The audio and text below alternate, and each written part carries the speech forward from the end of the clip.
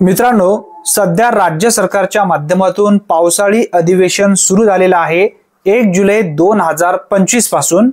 यावेळी विधान परिषदेमध्ये भरपूर अशा आमदारांच्या माध्यमातून एक प्रश्न विचारला गेला।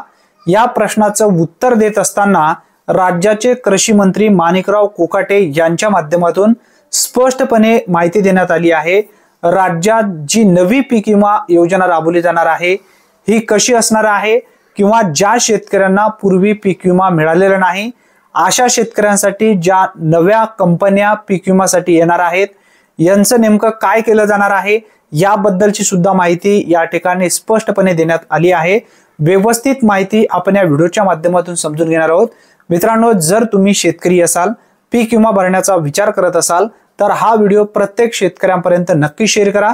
आणि तुम्ही जर शेतकरी असाल तर हा व्हिडिओ व्यवस्थित पाहून घ्या। बघा, विमा कंपन्यांवर दोष सिद्ध झाल्यास ब्लॅकलिस्ट टाकू, कृषी मंत्री माणिकराव कोकाटे।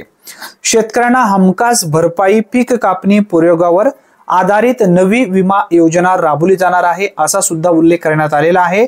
राज्य शासनाच्या नव्या पीक विमा योजनेबाबत विधानसभेत चर्चेदरम्यान कृषी मंत्री यांनी सविस्तर माहिती देताना स्पष्ट केले आहे, दोषी ठरलेल्या विमा कंपन्यांवर कठोर कारवाई केली जाईल आणि अशा कंपन्यांना शासनाकडून ब्लॅकलिस्ट करण्यात येईल असा सुद्धा उल्लेख करण्यात आलेला आहे। तसेच शेतकऱ्यांना पीक कापणी प्रयोगाच्या आधारे योग्य आणि हमखास नुकसान भरपाई मिळेल याची खात्री शासन घेत असल्याचे कृषी मंत्री माणिकराव कोकाटे यांनी विधान परिषदेत सांगितले आहे। आता ही माहिती व्यवस्थित समजून घ्या। पुढे पीक विमा कंपन्यांना होत असलेल्या नफ्याबाबत सदस्य अमोल मिटकरी यांनी उपस्थित केलेल्या प्रश्नाला उत्तर देताना मंत्री कोकाटे बोलत होते। चर्चेदरम्यान विरोधी पक्षनेते अंबादास दानवे, सदस्य सदाभाऊ खोत, सत्यजित पाटील यांनी सहभाग घेतला होता।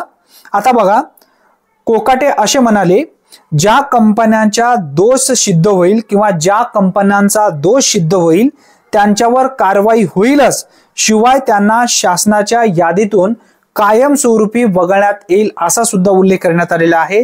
लोकप्रतिनिधीचा विश्वासात घेऊनच पंचनाम्याची प्रक्रिया राबवली जात आहे, त्यांच्या सूचनाही गांभीर्याने घेण्यात येतात असा सुद्धा उल्लेख करण्यात आलेला आहे।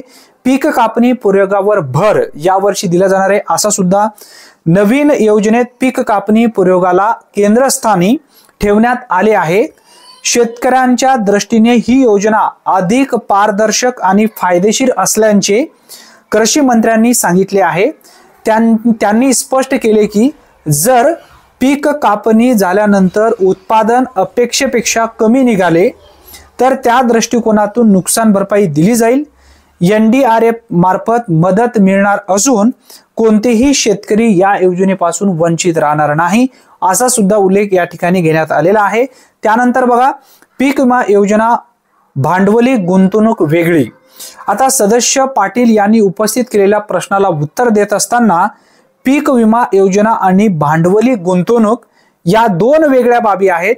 विमा कंपन्यांना पूर्वी शासनाकडून 5 ते 6 हजार कोटी रुपये दिले जात होते। बघा, विमा कंपन्यांना पूर्वी शासनाकडून 5 ते 6 हजार कोटी रुपये दिले जात होते। आता ही रक्कम 760 कोटीवर आली आहे। किती? 760 कोटीवर आली आहे। त्यामुळे बचत झालेली 5000 कोटींची रक्कम आता मॅल्चिंग, ड्रिप सिंचन, गोदामे आदी भांडवलीसाठी गुंतवणुकीसाठी वापरण्यात येईल असा सुद्धा उल्लेख करण्यात आलेला आहे। पुढील 5 वर्षात 25,000 कोटींची गुंतवणूक शेतीमध्ये करण्यात येईल असा सुद्धा उल्लेख या ठिकाणी करण्यात आलेला आहे। मित्रांनो, ही एक महत्त्वपूर्ण माहिती आहे, कारण भरपूर अशा शेतकऱ्यांना पीक विमा वेळेवर मिळत नव्हता। कंपन्यांकडून जी काही भरपाई असेल, पंचनामे असेल, ती वेळेवर शेतकऱ्यांना मिळत नव्हती। परंतु यावर्षी राज्य सरकारच्या माध्यमातून पीक विमा व्यवस्थित प्रत्येक शेतकऱ्यांना मिळायला पाहिजे किंवा शेतकरी वंचित राहू नये पीक विम्यापासून, त्यासाठी राज्य सरकारच्या माध्यमातून या ठिकाणी मध्यस्थी यावर्षीपासून घेण्यात आलेली आहे। आणि पीक कापणी प्रयोगावर आधारित शेतकऱ्यांना जी काही नुकसान भरपाई मिळायला पाहिजे ती शेतकऱ्यांना व्यवस्थित त्या वेळी मिळायला पाहिजे, यासाठी सुद्धा प्रयत्न यावर्षी केला जाणार आहे। ही एक महत्त्वपूर्ण अपडेट आहे। जास्तीत जास्त मित्रांपर्यंत हा व्हिडिओ नक्की शेअर करा। चॅनलवरती जर तुम्ही पहिल्यांदाच आला असाल तर चॅनलला सबस्क्राइब करून बेल नोटिफिकेशनला क्लिक करून ऑल बटनला नक्की प्रेस करून ठेवा। धन्यवाद। पुन्हा भेटूया नवीन व्हिडिओमध्ये नवीन माहितीसह। तोपर्यंत जय हिंद, जय महाराष्ट्र।